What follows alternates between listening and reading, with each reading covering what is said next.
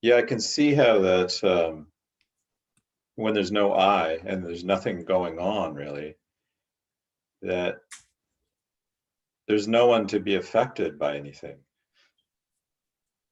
Yeah. right?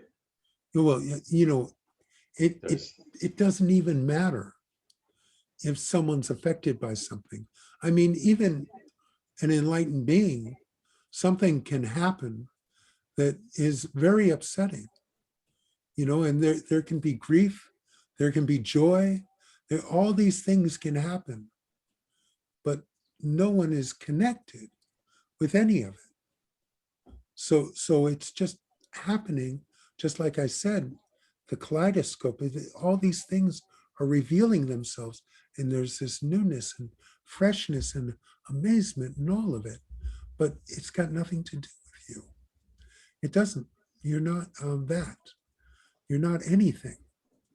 The sense that you are something is strictly tied into separation. Hmm.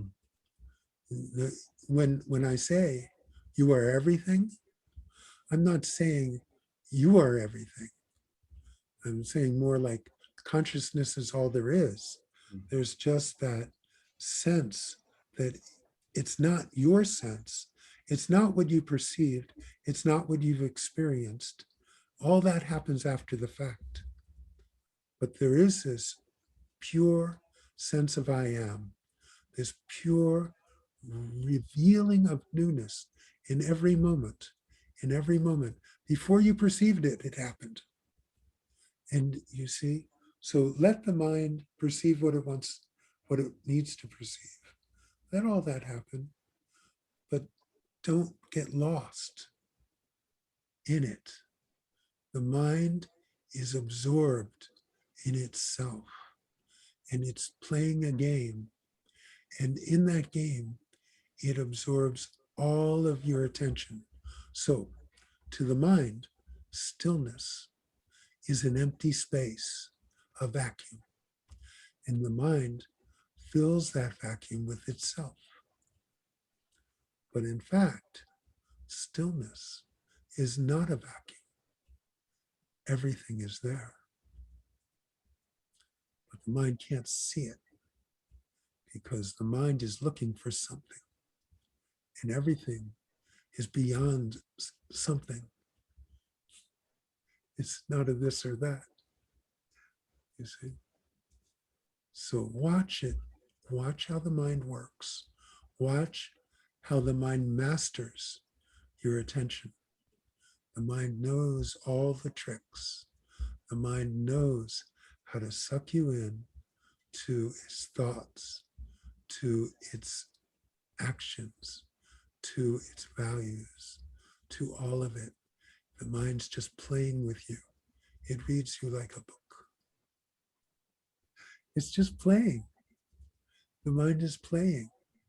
If you can see how the mind is playing and let the mind play, but don't become the mind's subject. You see? Don't let the mind own you. This is the thing. The mind claims ownership of all of your thoughts and feelings. It claims ownership.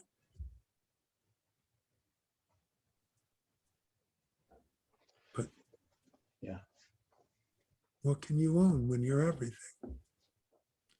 Ownership only comes in separation.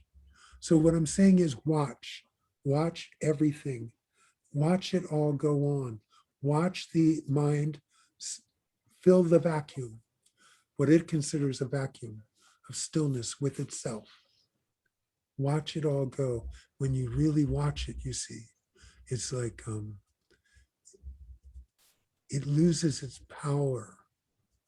It loses its ability to own you, to claim ownership of you. It loses its ability to say that the story of the body and mind is your story. You stop buying it.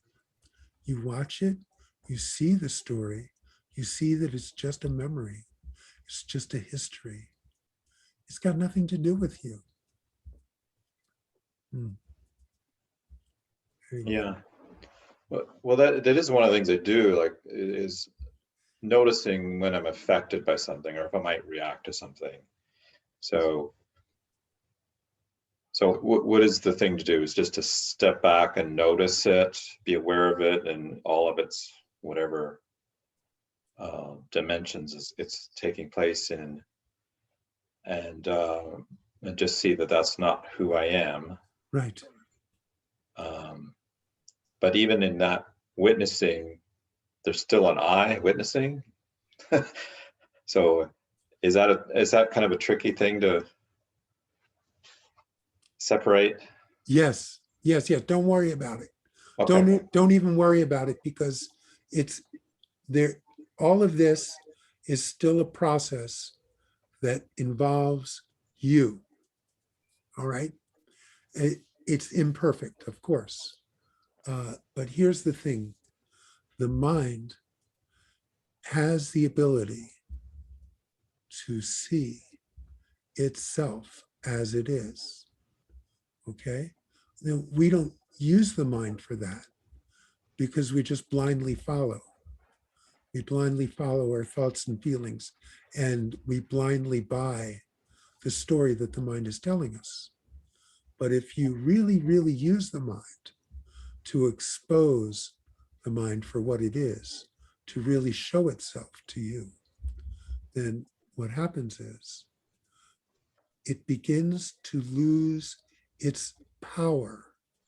The mind gets, the ego gets its power by your belief in it, by you thinking that what you're thinking and what you're feeling and what you've experienced is you, that's your experience.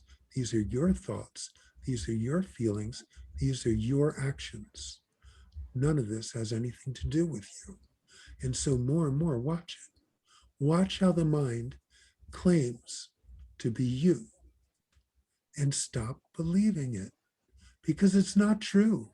And you know it's not true, but you have chosen to buy into it, because here's how the deal is.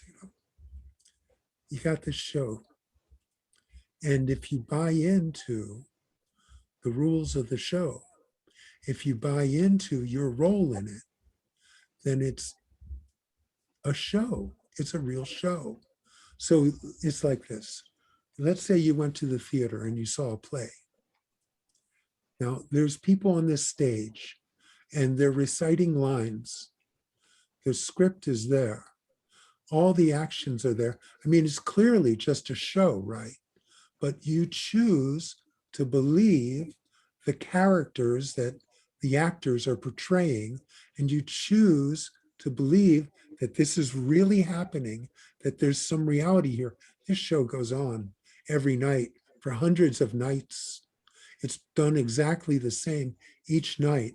And each night, the audience has reactions to it because they believe that it's true. You see, it's convenient when you're in a show to just let go, suspend everything, and just believe it. Even though you know it's not real, you believe it anyway. So that's how it's done to enjoy the show.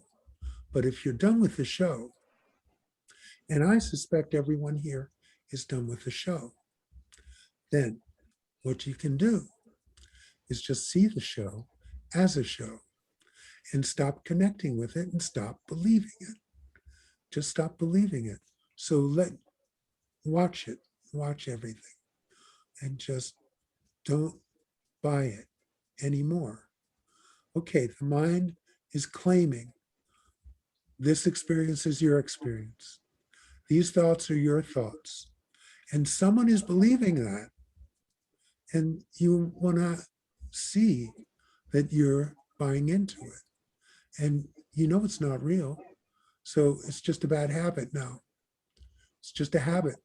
And it has very bad side effects. And it doesn't lead to peace. It leads to difficulty. So in your spare moments, see how you buy into it and just say, hey, this is not real. This has nothing to do with you. That's it. None of these thoughts, none of these actions, none of these feelings have anything to do with you. It's not you. And so when you're doing stuff and when you're just watching, the thoughts come and go and the feelings come and go, that's not you. So see that it's not you. Watch everything and witness the involvement with your thoughts, feelings, and actions, and know that that's a false identity, that you're identifying with something that's not real. And stop doing it. It's really simple. Just see it for what it is. And it'll pass. Yeah, that's good. Thank you, Ananta.